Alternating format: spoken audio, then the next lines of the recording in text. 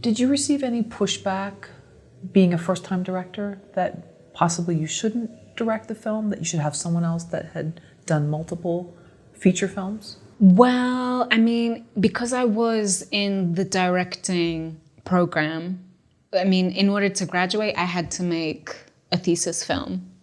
And I think that definitely there were people who were like, are you sure you want to make a feature? Maybe you could just make like a short, like, kind of like a proof of concept. And then, you could use that to then, pitch to investors, and then you could make your feature further down the line. For me, it was like, this might be the only chance I ever get to make a feature in America. I mean, I can make, features in Portugal, further down the line, or in Europe, and I won't have any issues. But this is the only opportunity I've got that I know that I can make a feature right here, right now. What was the most emotional day you had on set? I think the most emotional day was when we were shooting a very emotional scene, which is Alethea gets the bad news that her scholarship has been revoked, and she has kind of, a confrontation with her stepfather.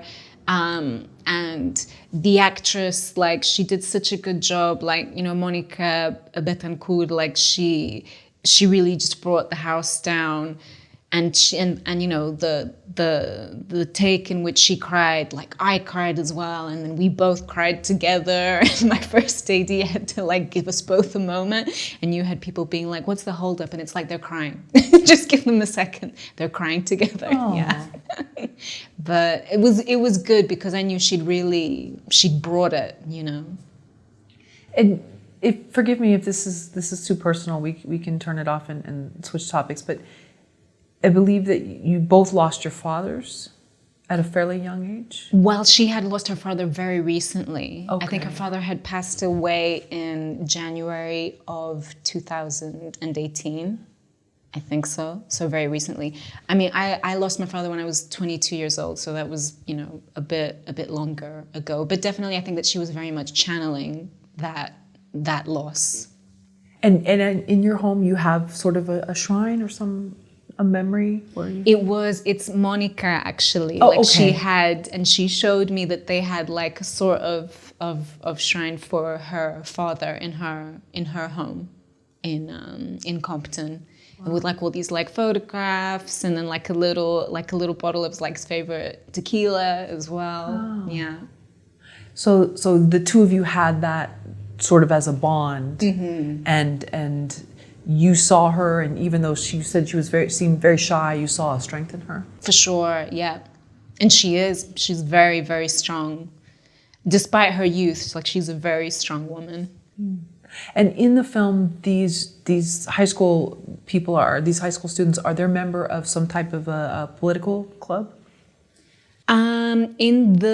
In the movie itself, I, created a fictitious underground political organization called the Compton Black Bloc, which kind of has anarchist affiliations.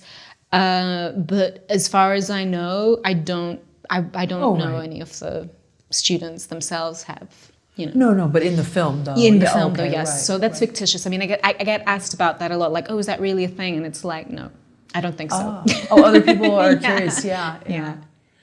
Do you notice that this generation is much more politically active than maybe millennials or just Gen Z in general, just mm-hmm. because they're presented with many more things that, I mean, myself as a Gen Xer wasn't presented with?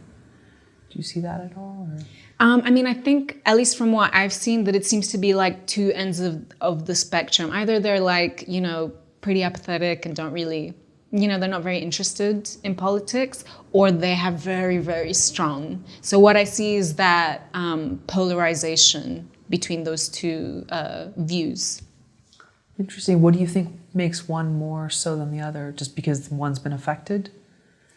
And I think if you're directly affected by, the policy, some of the policies of the administration, I think you're probably much more likely to have some response to that. Whereas if it doesn't affect you or anyone that it's a bit like, meh, is at least what I have seen. For your next film, you said you want to do a narrative, or I know you're working on TV projects as well, but would it be in a similar vein, just about people and home and what they consider home and losing certain things?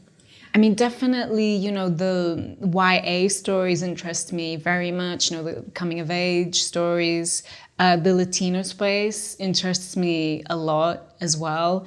And also like women, you know, female-driven narratives, I think. Like those are kind of like in my previous work, that's what I've always gravitated towards. So I would, yeah, very much like to continue, you know, exploring that space.